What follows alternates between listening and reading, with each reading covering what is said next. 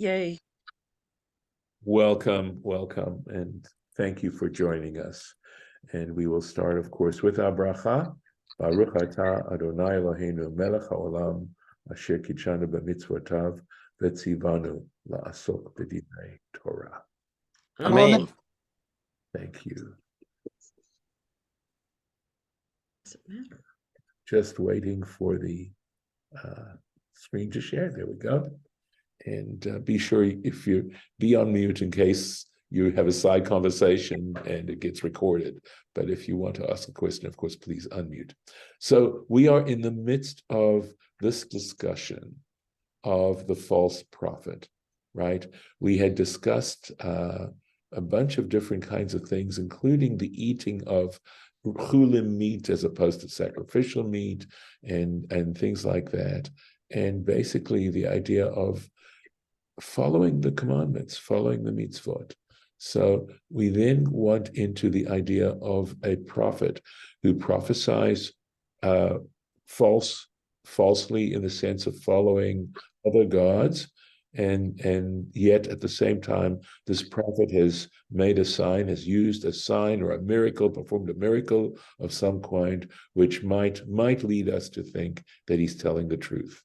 And we had a wonderful Rashi, and even based on a scriptural passage, saying God is testing us. That's the reason why. So let's make sure I have the place. We did that. And let me find it. Here we are. Acharei Hashem Elohechem telechu v'oto tira'u. So this is a interesting, right, verse. After the Lord your God you shall go, oto tira'u, and him you shall fear. And sorry, I need someone to mute there. And it's interesting, we always get into this thing about fearing God. But basically, to fear God means not doing anything that would be considered sinful, even if no one else would ever find out about it. To be able to be very loyal and honest and upright in your very private place, in your very private life. And that's what is being referred to here. But the idea also of recognizing God's ineffable power, that God is so powerful, we wouldn't even be able to describe it. It is so amazing. And to recognize that. Acharei, let's see, going on here. Sorry, we did not finish the sentence. Ve'et mitzvotav tishmoru, and guard his commandments.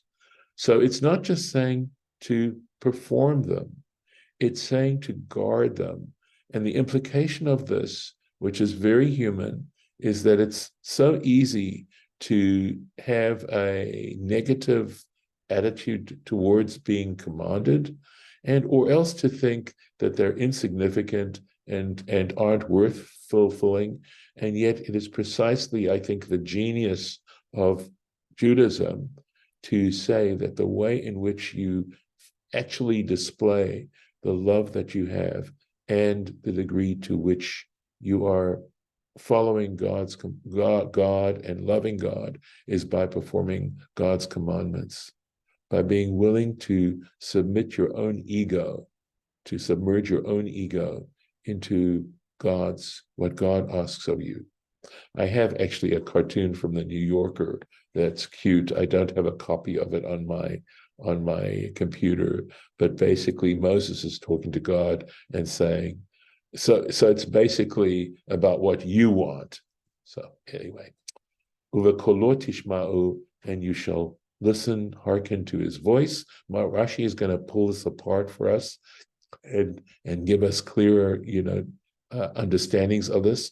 For oto ta'avodu, and you shall serve him. Uvot tidbakun, and you shall cling to him. So what the sentence is saying in general is that it takes effort, that it does take effort to do these kinds of things. And I guess the other observation I'd make is how long ago these words were said. The whole idea that it takes effort to serve God and to desire to serve God and to live this kind of life. Ve'et mitzvotav tishmor, and you shall guard his commandments. So what mitzvotav, what commandments are we talking about?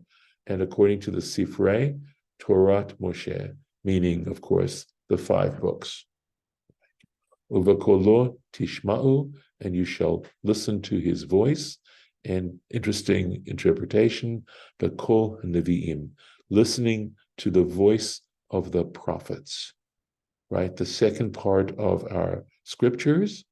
And if you ever do study the prophets, if you were to try and analyze what links them all together, is that as opposed to necessarily giving specific mitzvot, they talk in general, they have a critique on not being loyal to God. So they deal perhaps on a broader spiritual level with the need and the consequences of turning away from living a life of righteousness. And again, it takes effort. V'oto ta'avodu, and you shall serve him b'mikdasho, in his sanctuary. And of course, this is referring ultimately to the temple, but that's because the temple had, as you know, sacrifices and other formal physical activities that we don't do in the synagogue. The synagogue is a reflection of that.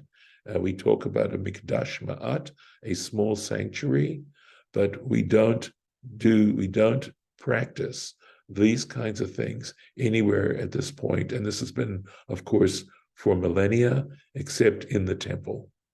And that's why traditionally we long for the rebuilding of the temple and the idea that we would be able to serve God in the way God has asked us to serve him.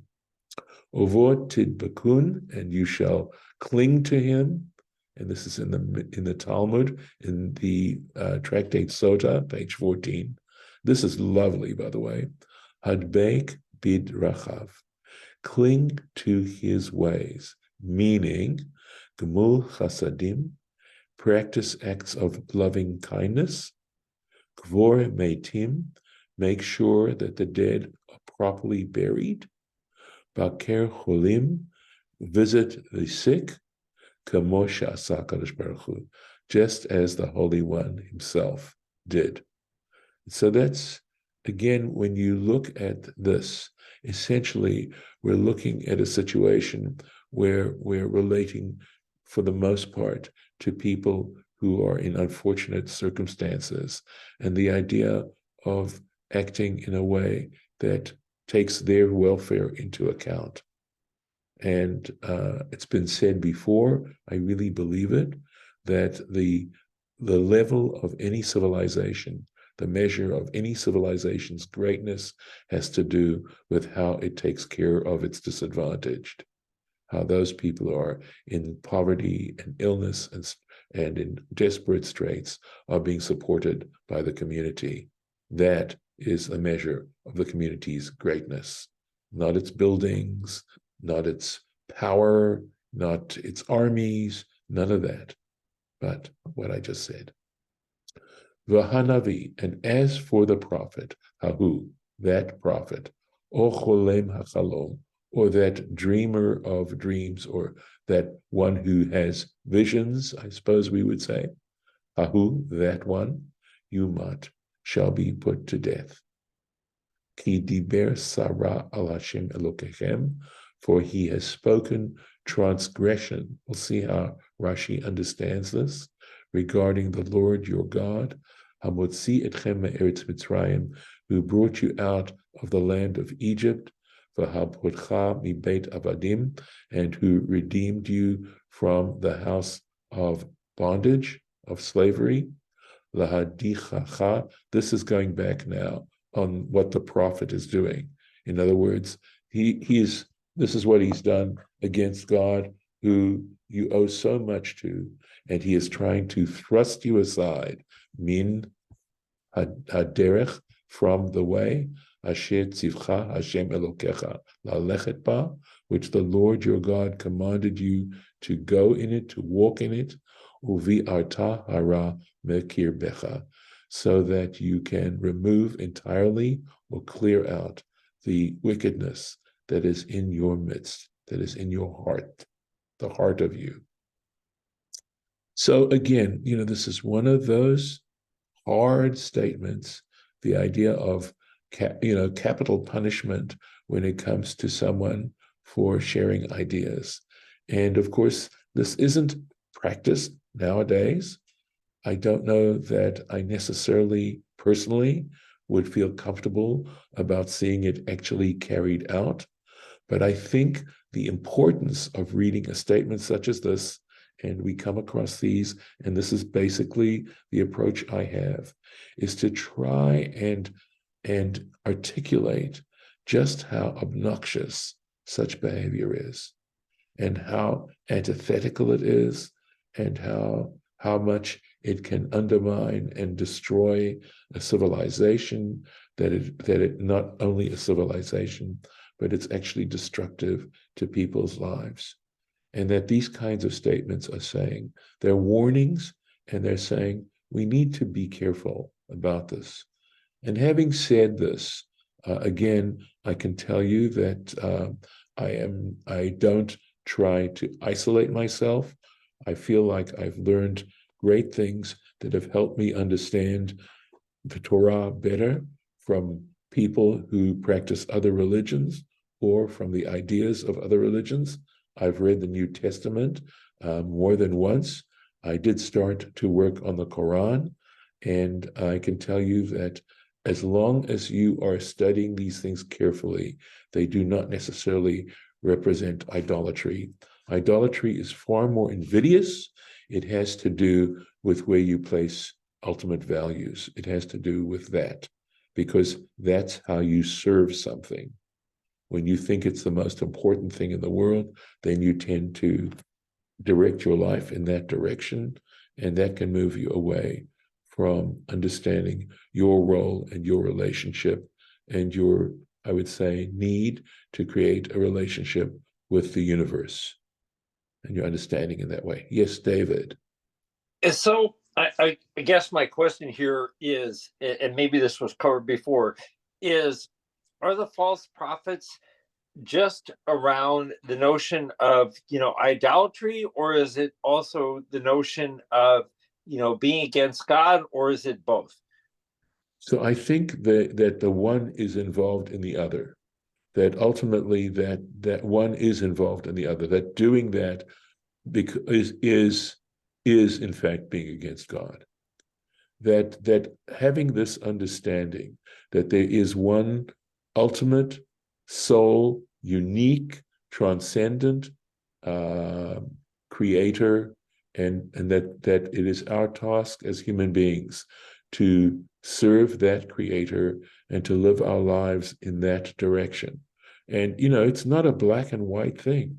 It is something that is a journey, just as we've talked about this journey that the Israelites have taken. And the question is the direction of that journey.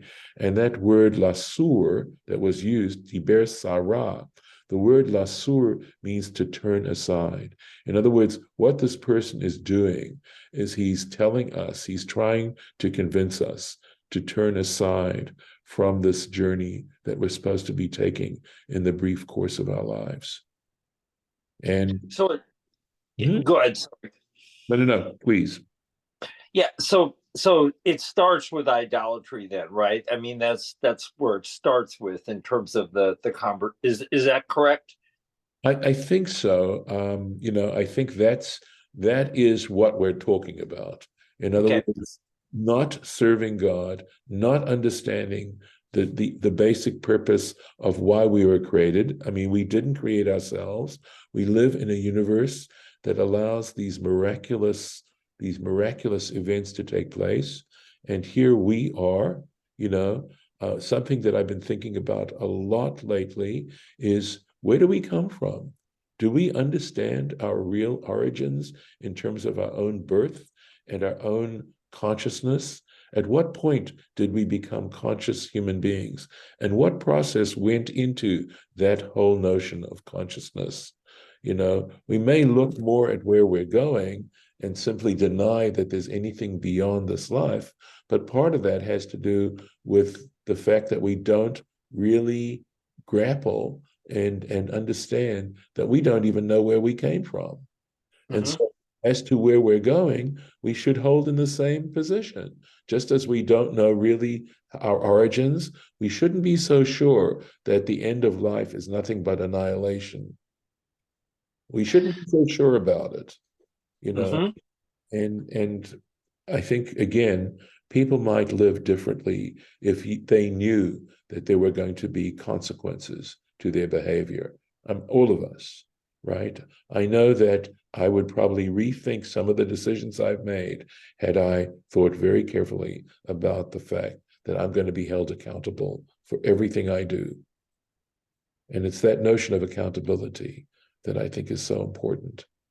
So these sort of statements, I feel, try to bolster up that awareness, because it's so easy to get caught into the, into life itself, or the chores and the tasks and the pleasures, of this particular limited existence, that we can forget the big picture.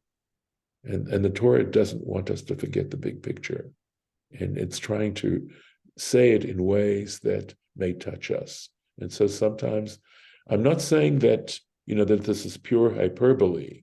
I just do know that in actual fact, when you study the tractates that deal with capital cases and things like that, they went out of their way to avoid actually, executing anybody.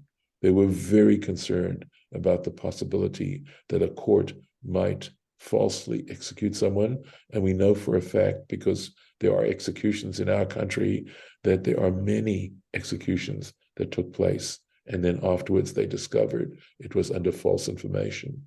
They hadn't properly considered all the evidence. And that's murder, and we don't want to do that. So in fact, I know that there's even a statement about in the Talmud that says that any court that actually winds up executing someone is known as a murderous Beth Din. Such concern. But they don't take it off the books. And the reason they don't take it off the books, I believe, is because they don't want people to think it's, venial. It's not that important. And I think it's Yep. So, thank you. You bet. And I think this is probably a good place to stop here. And because in a sense, we get into a related but different topic. We're finished with the topic of the false prophet here, but we are not finished, unfortunately, with the idea of being misled to worship other gods, etc., etc. So this will be saved with God's help for next year, and I'm going to stop the share. All right. So any last comments before we move on? All right. Okay, we'll close this out, and I'll stop the recording. Thank you.